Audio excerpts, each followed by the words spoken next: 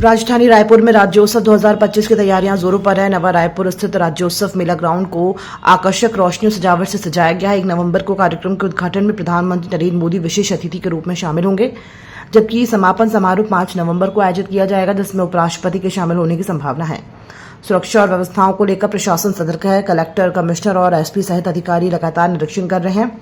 मुख्यमंत्री विष्णुदेव साय और मंत्री केदार कश्यप ने भी तैयारियों का जायजा लिया। डीजीपी अरुण देव गौतम और वरिष्ठ पुलिस अधिकारी सुरक्षा इंतजामों पर निगरानी रखे हुए हैं। राज्योत्सव में भव्य मंच, तकनीकी लाइट शो और छत्तीसगढ़ी संस्कृति से जुड़े कार्यक्रम प्रस्तुत किए जाएंगे। छत्तीसगढ़ प्रदेश के निर्माण को 25 वर्ष हो रहे हैं और इसको हम लोग रजत जयंती वर्ष के रूप में मना रहे हैं। और बड़ा सौभाग्य का विषय है कि 1 नवंबर जो हमारे प्रदेश का स्थापना दिवस है, उस दिन हमारे देश के और दुनिया के सर्वाधिक लोकप्रिय नेता और देश के यशस्वी प्रधानमंत्री श्री नरेंद्र मोदी जी पधार रहे हैं और वो दिन भर हमारे प्रदेश में रहेंगे और दिन भर में 5 कार्यक्रम उनका होना है।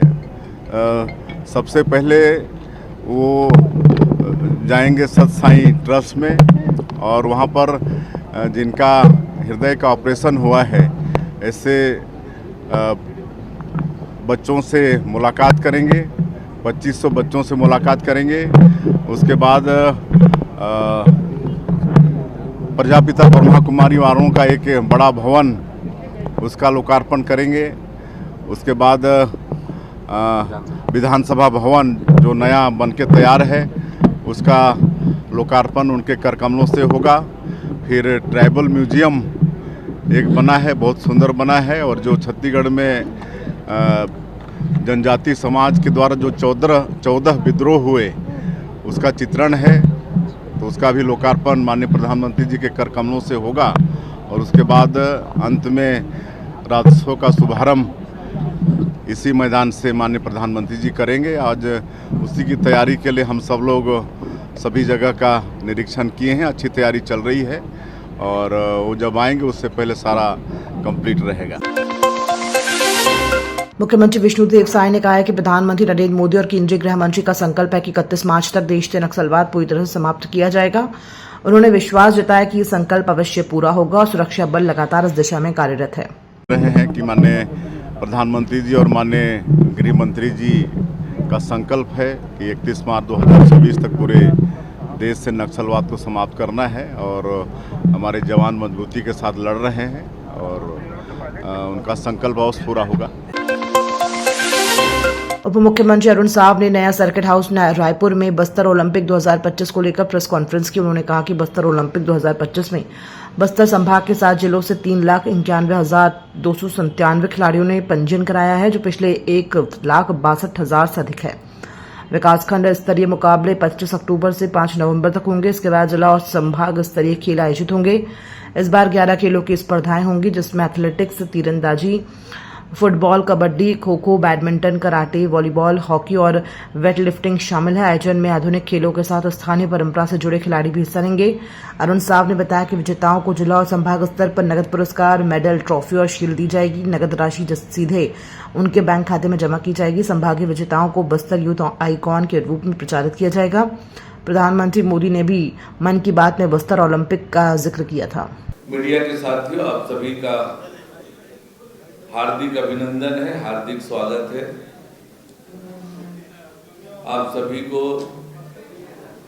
दीपावली की हार्दिक बधाई और बहुत बहुत शुभकामनाएं।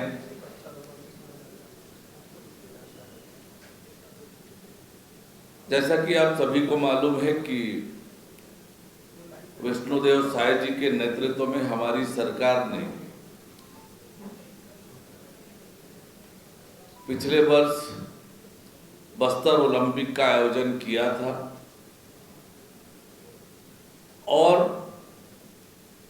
जो उत्साह पिछले वर्ष के बस्तर ओलंपिक में दिखा कि बस्तर के 7 जिले और 32 विकास खंडों के 1,65,000 युवक युवतियों ने अपना पंजीयन कराया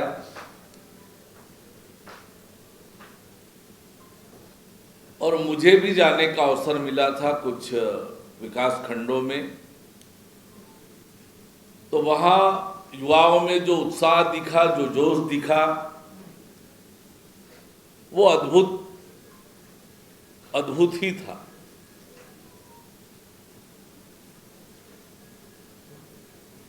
अब सभी को मालूम है कि राष्ट्रीय स्तर पर बस्तर ओलंपिक को सराहना मिली। देश के यशस्वी प्रधानमंत्री माननीय नरेंद्र मोदी जी ने जिस प्रकार से अपने बहुत ही लोकप्रिय कार्यक्रम मन की बात में बस्तर ओलंपिक का जिन शब्दों में जिक्र किया, जिस तरीके से जिक्र किया,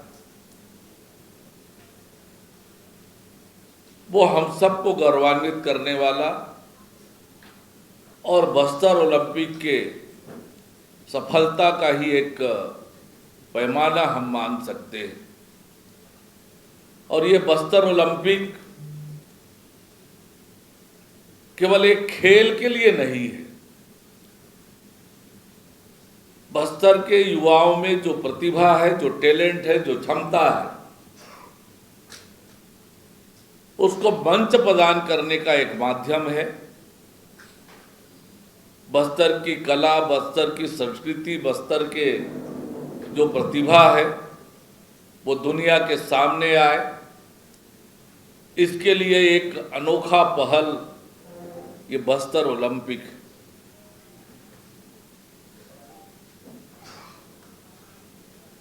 और यही उद्देश्य को लेकर कि बस्तर का युवा अपनी प्रतिभा को निखारे और देश दुनिया में बस्तर के हमारे युवाओं की प्रतिभा बाहर निकल कर आए, बस्तर के विकास में, बस्तर की तरक्की में उनका योगदान बने।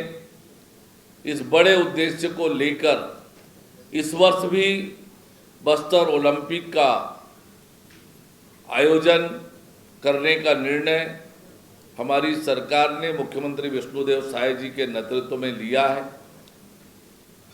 20 अक्टूबर तक पंजीयन की अंतिम तिथि थी। आपको ये जानकर आश्चर्य होगा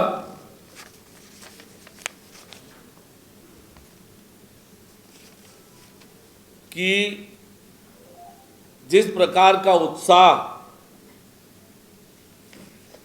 पंजीयन के दौरान दिखा है, 3,91,297 युवक युवतियों ने अपना पंजीयन कराया है। 3,91,297। पिछले वर्ष 1,65,000 और इस बार 3,91,297, यानी दुगने से भी अधिक इस बार पंजीयन हुआ है। और बहुत उत्साहजनक बात, आनंद करने वाली बात तो ये है कि एक तरफ जहां युवक जो है 1,63,668 हैं, वहीं युवतियों का पंजीयन 2,27,629,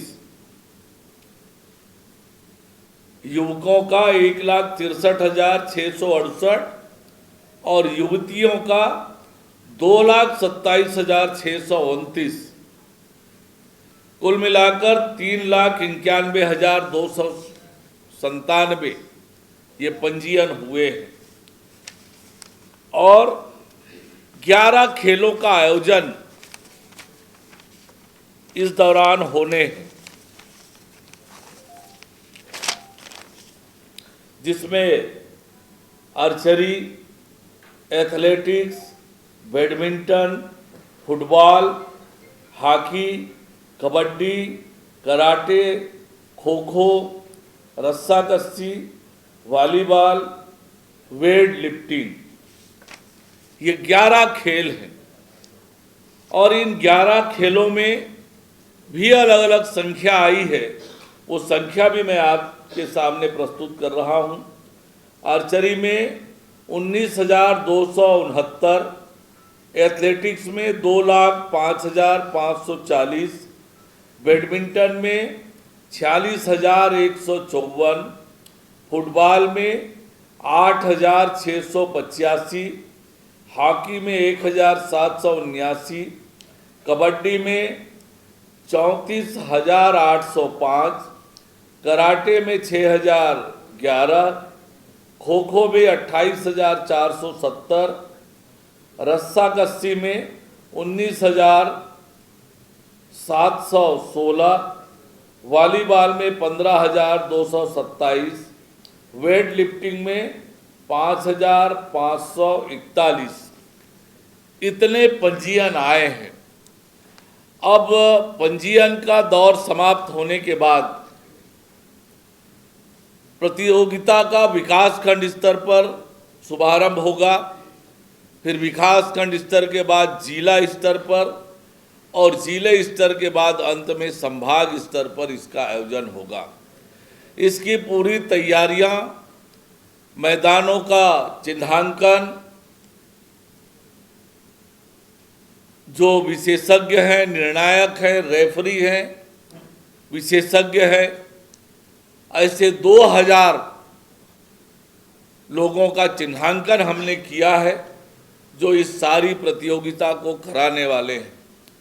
संभाग स्तर पर जब आयोजन होगा, अंतर्राष्ट्रीय स्तर के निर्णायक और खेल संघों के भी जो विशेषज्ञ हैं उन्हें हम आमंत्रित करेंगे ताकि निर्णय भी सही हो और हमारे बस्तर के खिलाड़ियों को उनका मार्गदर्शन मिले, उनका सानिध्य मिले। विकासखंड स्तर पर जो प्रतियोगिता होती है उसमें प्रमाण पत्र और मेडल दिए जाते हैं। जिला स्तर पर जो प्रतियोगिता होती है उस प्रतियोगिता में विजेता को एकल खेल में, व्यक्तिगत खेल में 2,000 रुपये नगद पुरस्कार, मेडल, ट्रॉफी और शील्ड के साथ, और टीम गेम्स में 4,000 रुपये नगद पुरस्कार, मेडल, शील्ड एवं प्रमाण पत्र के अलावा दिया जाता है। संभाग स्तर पर विजेता खिलाड़ी को व्यक्तिगत स्पर्धा में 5,000 रुपये नगद और टीम गेम्स में 10,000 रुपये नगद पुरस्कार, मेडल, शील्ड, प्रमाण पत्र देकर उन्हें प्रोत्साहित किया जाता है। राज्य के ख्याति प्राप्त खिलाड़ियों की श्रेणी में मान्यता दी जाती है और संभाग स्तर की जो प्रतियोगिता होती है उसके खिलाड़ियों को track suit, sports wear, sports shoes भी प्रदान कर प्रोत्साहित किया जाता है। इस प्रतियोगिता के जो विजेता खिलाड़ी हैं, राज्य के खेल अकादमी में सीधे प्रवेश की सुविधा प्रदान की जाती है ताकि वे राष्ट्रीय अंतर्राष्ट्रीय स्तर के खिलाड़ी बन सके। और इस तरह बस्तर का युवा आगे बढ़े, बस्तर को आगे बढ़ाए, छत्तीसगढ़ को आगे बढ़ाए, इस भाव से हम इस प्रतियोगिता का आयोजन करते हैं। हर साल हम 20 यूथ आइकॉन बनाते हैं और उन यूथ आइकॉन के माध्यम से बस्तर और बस्तर के खेल और उनके जीवन के बारे में लोगों को परिचय कराने का काम भी करते हैं। पिछले बार जो 20 यूथ आइकॉन थे उनमें से एक सुशीला नेताम तीरंदाजी की एक खिलाड़ी हैं। उत्तराखंड में राष्ट्रीय गेम में, नेशनल गेम में कांस्य पदक जीता है इन्होंने।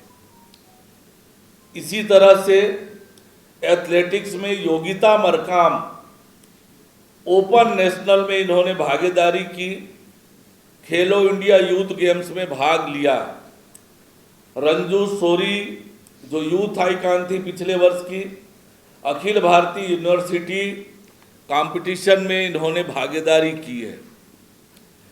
और पिछले साल के जो हमारे खिलाड़ी हैं विजेता, ऐसे 9 खिलाड़ी बिलासपुर एकेडमी में ट्रेनिंग ले रहे हैं और 8 खिलाड़ी रायपुर एकेडमी में प्रशिक्षणरत हैं। यानी प्रतिभा खोज का काम भी बस्तर ओलंपिक के माध्यम से करके उन्हें आगे बढ़ाने का, उन्हें प्रशिक्षित करने का, उनकी प्रतिभा को और निखारने का काम हमारी सरकार कर रही है। पंजीयन का काम समाप्त हो गया है। विकास खंड स्तर पर शीघ्र ही प्रतियोगिता का शुभारंभ होगा। स्कूलों की छुट्टी के कारण थोड़ा विलंब हो रहा है, पर स्कूलों की छुट्टी समाप्त होते ही ये हमारी प्रतियोगिता प्रारंभ होगी और फिर जिला स्तर पर और फिर संभाग स्तर पर ये प्रतियोगिता का आयोजन हम करेंगे। मंत्री गुरु खुशवंत साहिब ने कांग्रेस के संगठन सृजन अभियान की बैठक को दिखावा करार दिया। उन्होंने कहा कि कांग्रेस का संगठन सृजन केवल दिखावटी है और पार्टी में परिवारवाद ही चलता है। मंत्री ने आरोप लगाया कि कांग्रेस कार्यकर्ताओं को मूर्ख बनाया जा रहा है और उनका सम्मान नहीं किया जाता है। उन्होंने कांग्रेस कार्यकर्ताओं से अपील की है कि वे विकास के रास्ते पर आएं।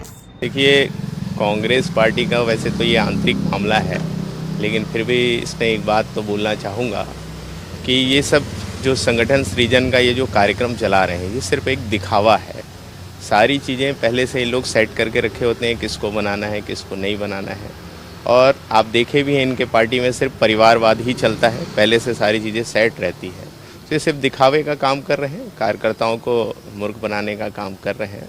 कार्यकर्ताओं का कभी कांग्रेस पार्टी में भला नहीं हुआ है। आपने देखा भी है कि जो पहले से सेटेड हैं, पहले से बने हुए हैं, वही लोग बनते हैं और इस बार भी वही होगा। और कार्यकर्ता बेचारे सिर्फ मूर्ख बनेंगे। मैं तो उन सब से कहूँगा कि आप सब विकास के रास्ते में आइए, जो सबका साथ और सबका विकास के मूल मंत्र के साथ चलती है, उनके साथ जुड़िए और प्रदेश के और देश की उन्नति और विकास में अपनी भागीदारी स्थापित कीजिए। हाँ, वो देख ही रहे हैं, लगातार सोशल मीडिया में अनेक उन लोग के कमेंट्स आ रहे हैं, उनके पोस्ट आ रहे हैं कि किस प्रकार भेदभाव किया जा रहा है, किस प्रकार एक दूसरे को सपोर्ट करने का वो किस प्रकार के आरोप लग रहे हैं। ये सारी चीज़ें दिखाई रही है। सारी चीज़ों से समझ में आ रहा है कि कांग्रेस पार्टी कभी भी कार्यकर्ताओं का सम्मान नहीं करती है। कुछ लोग हैं, सिर्फ उन्हीं का सम्मान करना है, उन्हीं को आगे बढ़ाना है। मैंने जैसे ही शुरू में ही कहा, परिवारवाद तो वही उस कांग्रेस पार्टी की विचारधारा।